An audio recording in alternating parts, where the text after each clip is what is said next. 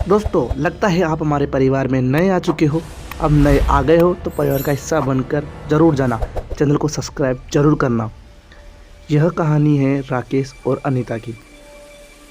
Highway पर दौड़ती हुई कार बहुत तेज़ी से हॉस्पिटल की तरफ जा रही थी। अनीता बहुत ज़ोर ज़ोर से चिल्ला रही थी क्योंकि उसका लेबर पेन हो चुका था। राकेश उसका पतीजा, जो कि उसको आज डिलीवरी होने वाली थी। अनीता इस बात से ज़्यादा घबरा रही थी कि वो आज के दिन बच्चा नहीं हो तो बढ़िया रहे, क्योंकि आज नो मून नाइट थी। आज ऐसा कहा जाता है कि आज की रात होने वाला बच्चा शैतान का बच्चा होता है। तो राकेश कहता है, ऐसी फालतू बातें के ऊपर विश्वास मत किया करो, भगवान ने सब लिख कर भेजा है, जो होना है वो तो होगा ही सही। तो कार हॉस्पिटल के सामने पहुंच गई। सामने पहुंचने के बाद राकेश ने पहले ही हॉस्पिटल के स्टाफ को सूचना दे दी थी कि यहाँ पर आज लेडी आने वाली है। तो जल्दी से वो अंदर आए और उसको अनीता को अंदर लेकर चले गए। अनीता ने उनसे कहा कि आज ऑपरेशन को रोक दीजिए, आज की रात निकाल लो, कल सुबह ऑपरेशन जल्दी कर देना। परंतु डॉक्टरों ने कहा यह पॉसिबल नहीं है, आज ही होगा, वरना जान को खतरा है। तो डॉक्टरों ने अनीता की बात को टालते हुए ऑपरेशन किया। उनको एक प्यारा सा बच्चा हुआ। जब वो बच्चा हुआ तो शमशान घाट में कुछ हलचल होने लगी। कब्र के अंदर से एक कंकाल निकला और बिल्कुल हॉस्पिटल के सामने सट आया। वो कंकाल एक काले धुएं में बदला और उस बच्चे के शरीर के अंदर आ गया। उस बच्चे में इतना बदलाव आ गया हद से बाहर। वो उस 2 दिन बाद अपने घर आए।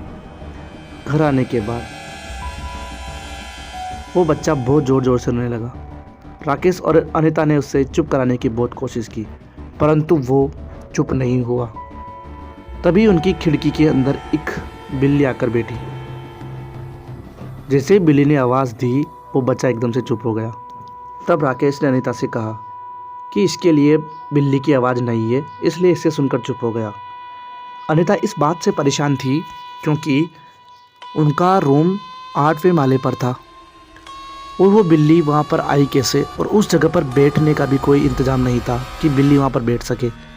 जब अनीता ने खिड़की के पास जाकर देखा तो वहाँ पर कोई बिल्ली नहीं थी। एक दिन राकेश अपने ऑफिस गया और उसको लौटते लौटते 11-12 बज गए थे। तभी उसका अनीता के गेट का रूम खुला हुआ था। तो अनीता को ऐसा लगा कि कोई बाहर दूसरे रूम में बातें कर रहा है और वो अपने बेटे के साथ सोई हुई थी।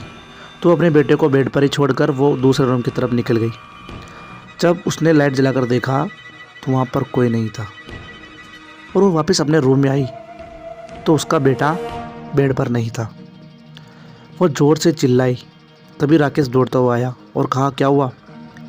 तो अनीता बोलती है, यहाँ पर हमारा बेटा नहीं है।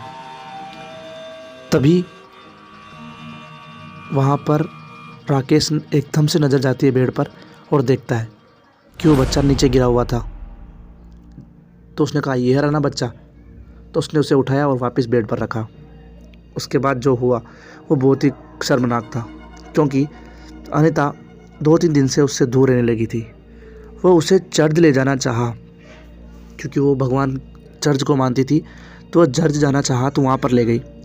जैसे ही वो चर्च के अंदर जाना चाहा तो वहाँ के जो डॉक्टर होते हैं, पादरी, वो बाहर आए, क्योंकि वो बच्चा इतनी ज़ोर से रोया, इतने ज़ोर ज़ोर से चिल्लाया कि वो अनीता अंदर ही नहीं जा सकी।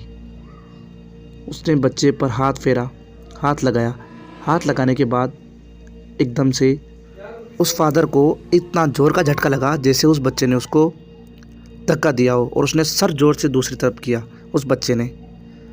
फिर जज वापस उठे फादर और उस अनीता के सिर पर हाथ रखा। अनीता कुछ बोलते उससे पहले जज अंदर जा चुके थे और वो वापस घर आ चुकी थी। बच्चा धीरे धीरे बड़ा हो रहा था। वो 10 साल का हो गया था। तभी अनीता उससे थोड़ी दूरी रखी ताकि उससे कोई नुकसान ना हो। अनीता समझ चुकी थी कि ये कोई शैतान का रूप आ गया है, कोई शैतान है इसके अंदर। तो एक दिन जब बच्चा टीवी देख रहा था अपने रूम में, तभी उसको खाने के लिए पूछा तो वो खाना बनाने लगी और वो खाना बनाकर उस बच्चे की तरफ गई तो वो बच्चा उस रूम में नहीं था। उसके बाद वो दूसरे रूम में गई तो उसको लगा कि कोई दो आमने सामने बातें कर रहे हैं अंधेरे रूम में। तो अनीता उस रूम में पहुंची तो उसने जैसे लाइट जलाई तो वो बच्चा किसी से बातें कर रहा था। लाइट जलने के बाद वो काले धुएं में बदल गया और वो बच्चा इतने ज़ोर से गुस्से में आया कि उसकी माँ पर झपट्टा मार दिया। जब राकेश आया अपने घर तो उसकी पत्नी की डेड बॉडी मिली उसको और उसका बेटा वो हंसता हुआ टीवी देख रहा था। अंतिम संस्कार किया और वो अपने अनीता का अंतिम संस्कार किया और राकेश अपने बेटे को लेकर चर्च गया। उसने फादर से बात करी। फादर पहले ही मंत्र पढ़ रहे थे, तभी उन्होंने बैठने को कहा और वो बच्चा फिर भी उस चर्च के अंदर नहीं गया, वो बाहर ही गुस्से में बैठ गया। तभी उस राकेश को समझाया कि तुम्हारे बेटे के ऊपर बहुत ही बुरा साया है, इसने तुम्हारी पत्नी की जान ले ली। ये मेरे को पहले ही पता था, पर ये किसी न किसी की जान लेगा। तो राकेश बोलता है तो फादर साहब अब इसका क्या इलाज है? तो उन्होंने उसके ऊपर एक जल छिड़का। उसके बाद उन्होंने कहा यह शीशी ले और इस जल को घर के चारों तरफ लगा देना और उसके बाद फिर मैं खुद आऊँगा। तो उस शीशी को लेकर अपने बच्चे के घर पे ले गया। उसने घर के चारों तरफ वो जल छिड़का और थोड़ा उस बच्चे के ऊपर भी छिड़क दिया। उस बच्चे के अंदर से काला साया एकदम से बाहर निकल कर बाहर भाग गया। उसके बाद तब तक फादर साहब आ चुके थे अपने 2 चेलों के साथ। तभी उन्होंने अपने घर के बाहर रात के 12 बजे एक चिन्ह बनाया और अपने मंत्र पढ़ने लगे। तभी वो काला साया उनके सामने आया और उस चिन्ह के अंदर आकर बैठ गया। काला साया बोलता है छोड़ दो मुझे, तुम्हारे साथ अच्छा नहीं होगा, मुझे इसके शरीर के अंदर रहना है। तभी फादर साहब कहते शरीर के अंदर तो रहना दूर, तो इस इलाके में भी नहीं दिखेगी। और उन्होंने एक बोतल के अंदर कैद कर दिया। अब उसका बेटा और राकेश दोनों हंसी खुशी अपने घर में रहते थे, परंतु अनीता की कमी उनको हमेशा महसूस होती थी। दोस्तों कहानी कैसी लगी?